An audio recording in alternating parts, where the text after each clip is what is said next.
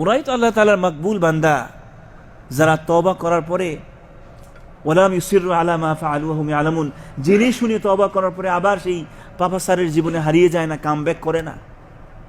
সুতরাং রমাদানের পরে আমি রমাদানে যেই পরিবর্তন এনেছি সেই পরিবর্তনটা আমি ধরে রাখতে চাই। সারা বছর কোরআন পড়ি নাই, রমাদানে শুরু করেছি, রমাদানের পরে আমি অব্যাহত রাখবো।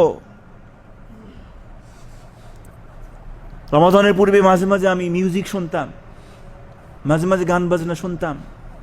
রমাদানে বিদায় করে দিয়েছি এই অভ্যাস, এই বাজে অভ্যাস, এই হারামি জীবন বিদায় করে দিয়েছি। রমাদানের পরে আমি আবার আমদানি করতে চাই না।